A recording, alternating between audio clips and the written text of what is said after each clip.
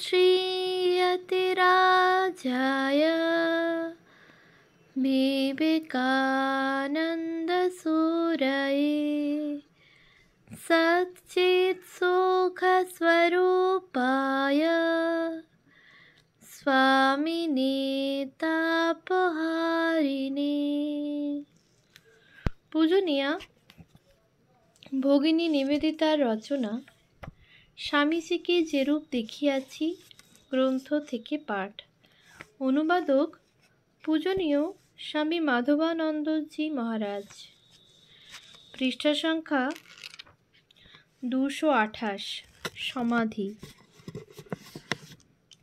শ্রী রামকৃষ্ণ যখন কাশীপুর উদ্যানে পীড়িত হইয়া অবস্থান করিতেছেন, সেই সময় একদিন স্বামীজি ঐরূপ কয়েক ঘণ্টাকাল যেন নিদ্রায় যাইতেছিলেন বলিয়া সমীপস্থ ব্যক্তির মনে হয়। প্রায় মধ্যরাত্রে তিনি সহসা চিৎকার করিয়া ওঠেন, আমার শরীর কোথায়? তাহার সঙ্গী, বর্তমানে গোপাল দাদা নামে পরিচিত বৃদ্ধ সাধু, দৌড়িয়া তাহার নিকটে গিয়া সজোরে সমস্ত অঙ্গ ডলিয়া দিয়া মস্তকের নিম্ন হইতে শরীরের লুপ্ত অনুভূতি ফিরাইয়া আনিতে যথাসাধ্য চেষ্টা করিলেন। তখন তাহার সব চেষ্টা ব্যর্থ হইল এবং নরেন্দ্র তখনও বিশেষ কষ্ট ও আতঙ্ক অনুভব করিতেছেন। তখন গোপাল দাদা দৌড়িয়া শ্রী রামকৃষ্ণের নিকট গিয়া শিষ্যের অবস্থা তাহাকে জানাইলেন। তিনি শুনিয়া একটু হাসিয়া বলিলেন, থাক ওই রকম, কিছুক্ষণ ওইভাবে থাকলে ওর কোনো ক্ষতি হবে না। ওই অবস্থা লাভ করবার জন্য সে আমাকে অনেক জ্বালাতন করেছে। পরে তিনি গোপাল দাদা ও অন্যান্য সকলকে বলেন, নরেন্দ্রের নির্বিকল্প সমাধি লাভ হইয়াছে, এখন তাহাকে কাজ লইয়া থাকিতে হইবে। স্বামীজি স্বয়ং পরে এই অবস্থা সম্বন্ধে তাহার গুরুভ্রাতা স্বামী শারদানন্দের নিকট এইরূপ বর্ণনা করেন, মাথার ভেতরে যেন একটা আলো দেখতে পাচ্ছিলাম। সেটা এত উজ্জ্বল যে আমি ধরেই নিয়েছিলুম আমার মাথার পিছনে কেউ একটা উজ্জ্বল আলো রেখে গিয়ে থাকবে। অতঃপর ইন্দ্রিয়ানুভূতির সকল বন্ধন ছিন্ন হওয়ায় তিনি সেই রাজ্যে উত্তরণ করেন। যত বাচ নির্বর্তন্তে অপ্রাপ্য মনসা সাহা, একথা আমরা সকলেই অনুমান করিতে পারি। বুঝিতে হইবে যে মনকে একাগ্র করিবার জন্য সর্বপ্রথম আমাদের দেহকে ভুলিতে পারা চাই। এই উদ্দেশ্যেই লোকে তপস্যা ও কৃচ্ছ সাধনের অভ্যাস করিয়া থাকে। কিছুকাল কঠোর তপস্যায় কাটাইবার চিন্তা আজীবন স্বামীজির নিকট আনন্দদায়ক ছিল। নির্ভীকভাবে বিজয়ীর ন্যায় সংসারে বিচরণ করিয়া বেড়াইলেও প্রায়ই তিনি তপস্যা প্রসঙ্গ উত্থাপন করিতেন। সুদক্ষ অশ্বারোহী যেমন অশ্বের লাগাম ধরিয়া দেখে, অথবা প্রসিদ্ধ সঙ্গীত বিশারদ যেমন বাদ্যযন্ত্রের পর্দার উপর অঙ্গুলি সঞ্চালন করিয়া দেখে, তিনিও সেইরূপ বারবার দেখিতে ভালোবাসিতেন। শরীরটা ইচ্ছাশক্তির সম্পূর্ণ বশে চলে কিনা, যন্ত্রের উপর এখনো তাহার পূর্ববৎ দখল আছে কিনা, নূতন করিয়া দেখিতে তিনি প্রীতি অনুভব করিতেন। জীবনের অন্তিমকালে তিনি বলেন, দেখছি আমি এখনো যা ইচ্ছা করতে পারি। ওই সময় কলকাতার গ্রীষ্মকালের কয়েক মাস তিনি জল পান না করিয়া থাকিতে স্বীকৃত হন। অবশ্য মুখ ধুইবার নিষেধ ছিল না। সেই সময় তিনি দেখেন যে এক বিন্দু জল প্রবেশ করিতে গেলেও তাহার গলার পিসিসমূহ আপনা হইতে বন্ধ হইয়া যাইত।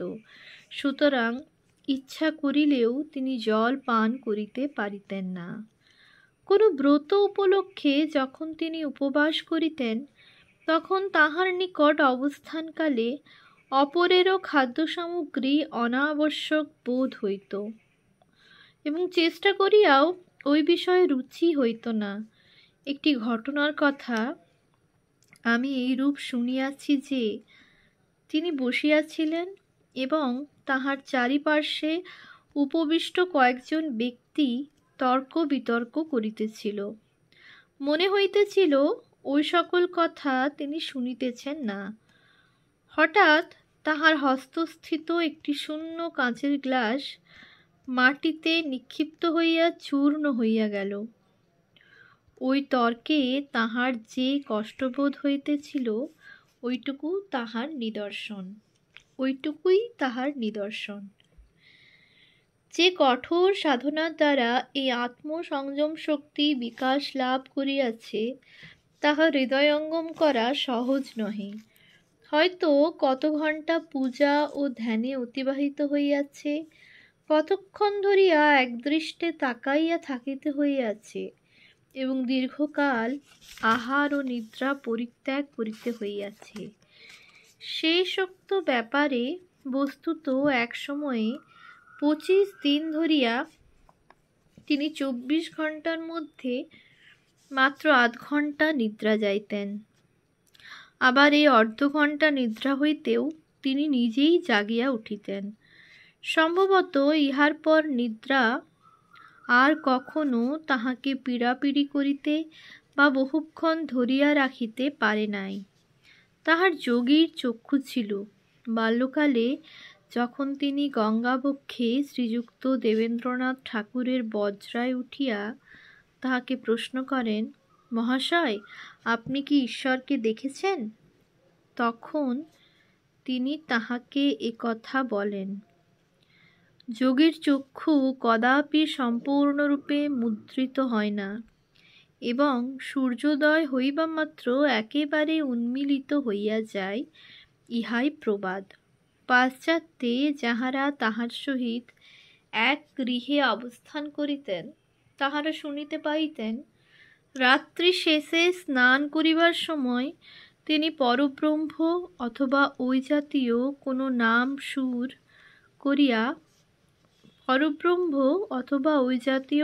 নাম সুর করিয়া আবৃত্তি করিতেছেন। তাহাকে কঠোরতা অভ্যাস করিতে কখনো দেখা যাইত না, কিন্তু তাহার সমগ্র জীবন এরূপ প্রগাঢ় তন্ময়তাপূর্ণ ছিল যে, অপর কাহারও নিকট উহাই কঠোর তপস্যা বলিয়া প্রতীত হইত। আমেরিকার ন্যায় রেল রাস্তা, ট্রাম প্রভৃতি যানবাহুল ও জটিল নিমন্ত্রণ তালিকার দেশে প্রথম দিকে তাহাকে ধ্যানে তন্ময় হইবার প্রবণতা কিরূপে কষ্টে দমন করিতে হইত, তাহার আমেরিকাবাসী বন্ধুগণ তাহা প্রত্যক্ষ করিয়াছেন।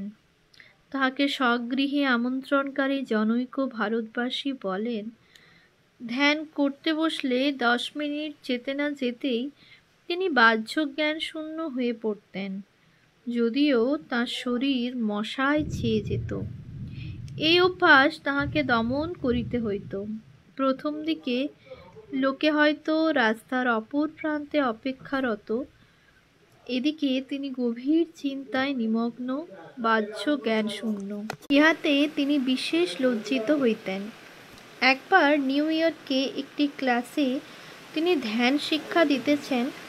শেষে দেখা গেল কিছুতেই তাহার বাহ্য সংজ্ঞা ফিরিয়া আসিতেছে না। অতঃপর ছাত্রগণ একে একে নিঃশব্দে প্রস্থান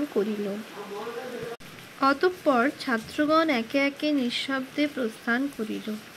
পরে এই ব্যাপারটি শুনিয়া তিনি অতীব মর্মাহত হন এবং পুনরায় কখনো ক্লাসে ধ্যান শিক্ষা দিতে সাহস করেন নাই। নিজের ঘরে দুই একজনকে সঙ্গে লইয়া ধ্যান করিবার সময় তাহাদের কোনো একটি কথা বলিয়া দিতেন, যাহা পুনঃ পুনঃ উচ্চারণ করিলে তাহার বাহ্য চৈতন্য ফিরিয়া আসিত। কিন্তু ধ্যানের সময়ের কথা একেবারে ছাড়িয়া দিলেও তিনি প্রায় সর্বদাই চিন্তায় তন্ময় হইয়া যাইতেন। 10 জনে মিলিয়া গল্প গুজব হাস্য পরিহাস চলিতেছে, এমন সময় দেখা গেল তাহার নয়নোদয় স্থির হইয়া গিয়াছে। শ্বাস প্রশ্বাসের গতি ক্রমে রুদ্ধ হইয়া অবশেষে একেবারে স্থির। তারপর ধীরে ধীরে পুনরায় পূর্বাবস্থা প্রাপ্তি। তাহার বন্ধুগণ এ বিষয়ে অবহিত ছিলেন এবং সেই মতো ব্যবস্থা করিতেন। দেখা করিবার উদ্দেশ্যে কাহারও বাড়িতে প্রবেশ করিয়া যদি তিনি কথা কহিতে ভুলিয়া যাইতেন, অথবা যদি তাহাকে কোনো ঘরে নিঃশব্দে বসিয়া থাকিতে দেখা যাইত, তাহা হইলে কেহ তাহাকে বিরক্ত করিত না। যদিও কখনো কখনো তিনি নিজেই উঠিয়া মৌনভঙ্গ না করিয়াই আগন্তুককে সাহায্য করিতেন। এইরূপে তাহার মন অন্তরেই সমাহিত থাকিত, বাহিরের বস্তু অন্বেষণ করিত না। তাহার চিন্তার উচ্চতা ও পরিব্যাপ্তি সম্বন্ধে তাহার কথাবার্তায় ছিল আমাদের নিকট ইঙ্গিত। তাহার প্রসঙ্গ ছিল সর্বদা নির্গুণ তত্ত্ব সম্পর্কে, যাহাকে লোকে সচরাচর ধর্মপ্রসঙ্গ বলিয়া অভিহিত করে। উহা ঠিক তদ অনুরূপ ছিল না। তাহার গুরুদেব সম্পর্কেও ওই কথা প্রযোজ্য।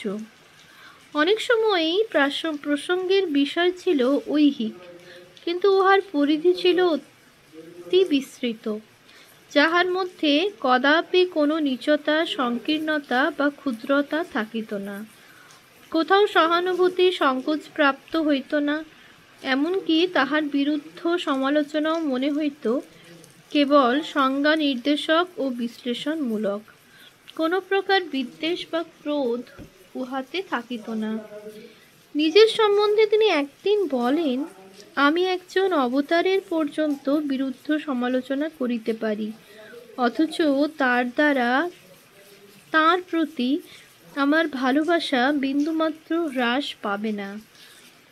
কিন্তু আমি ভালো করেই জানি অধিকাংশ লোকই তা পারবে না। তাদের পক্ষে নিজ নিজ ভক্তিটুকু বাঁচিয়ে রাখাই সবচেয়ে বিপদ। তাহার বিশ্লেষণ শ্রবণে শ্রোতার মনেও আলোচ্য বিষয়ের প্রতি কোনো বিরাগ বা ঘৃণার ভাব অবশিষ্ট থাকিত না। জগতের প্রতি এই উদার ও মধুর দৃষ্টিভঙ্গি তাহার গুরুভক্তির উপর দৃঢ় প্রতিষ্ঠিত ছিল। একবার তিনি বলেন, আমার ভক্তি কুকুরের প্রভু ভক্তির মতো। আমি কারণ খুঁজি না, পদ অনুসরণ করেই আমি সন্তুষ্ট। শ্রী রামকৃষ্ণেরও নিজ গুরু তোতাপুরীর প্রতি অনুরূপ মনোভাব ছিল। এই আচার্য শ্রেষ্ঠ একদিন আম্বালার নিকটবর্তী কৈথাল নামক স্থানে নিজ শিষ্যগণকে এই বলিয়া চলিয়া আসেন, আমাকে বাংলাদেশে যেতে হবে। আমি প্রাণে প্রাণে অনুভব করছি যে সেখানে একজন মুমুক্ষুর এখন আমার নিকট সাহায্যের দরকার। দক্ষিণেশ্বরে তাহার কার্য শেষ হইলে তিনি পুনরায় নিজ শিষ্যগণের নিকট প্রত্যাবর্তন করেন। উত্তর পশ্চিম প্রদেশে তাহার সমাধিস্থান অদ্যপি লোকের শ্রদ্ধা ভক্তি আকর্ষণ করিতেছে, কিন্তু যাহাকে তিনি দীক্ষিত করিয়াছিলেন তিনি তাহার প্রতি এরূপ শ্রদ্ধা ভক্তি পোষণ করিতেন যে কদাপি তার নাম পর্যন্ত উচ্চারণ করিতেন না। ন্যাংটা আমাকে একথা বলতো, এইরূপেই তিনি তাহার সম্বন্ধে উল্লেখ করিতেন। জগতের প্রতি পূর্ণ প্রেম এবং মানবের উপর পূর্ণ বিশ্বাস কেবল সেই হৃদয়বান ব্যক্তির পক্ষে সম্ভব, যিনি কাহারও মধ্যে নিজ আদর্শ সম্যকভাবে রূপায়িত হইতে দেখিয়াছেন। ওম শান্তি শান্তি শান্তি। হরি ওম তৎসৎ। শ্রীরামকৃষ্ণার্পণমস্তু।